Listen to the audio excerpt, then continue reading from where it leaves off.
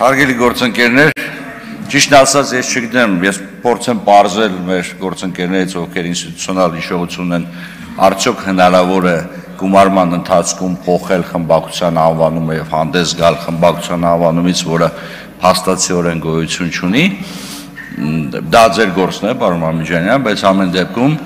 պատիվ ունեմ խմբակցությունը ներկայացել էր հայտարարության նախագիծ, որի ներկայացման հիմքում առավելապես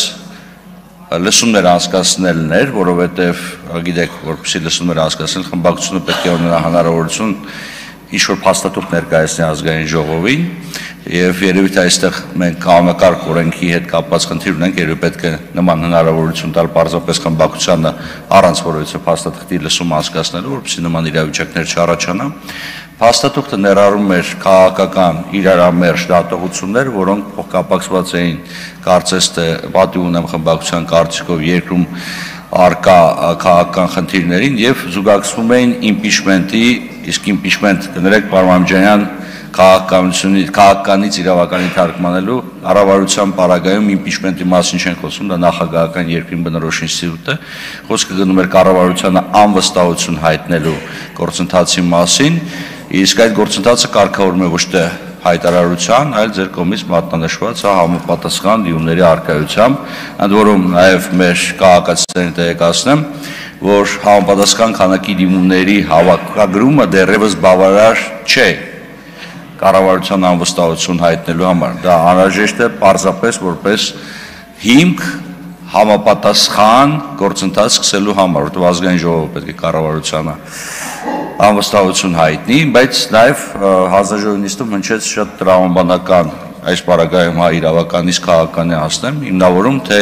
ինչ նպատակ կարա հետապնդի քաղաքական ուժը, որը ընտրություններից ամիսներ առաջ, հերթական ընտրություններից ամիսներ առաջ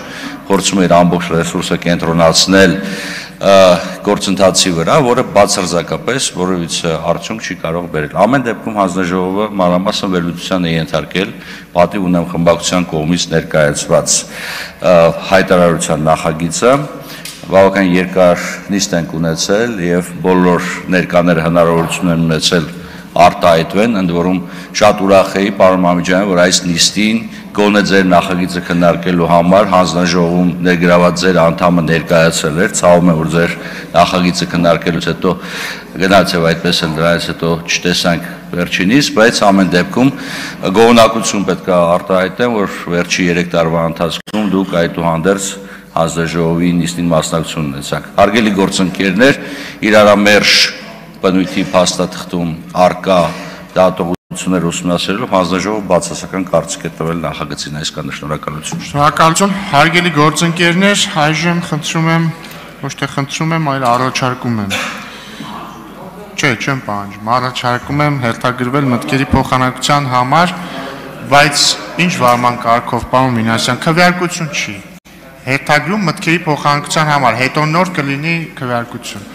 Հերթագրում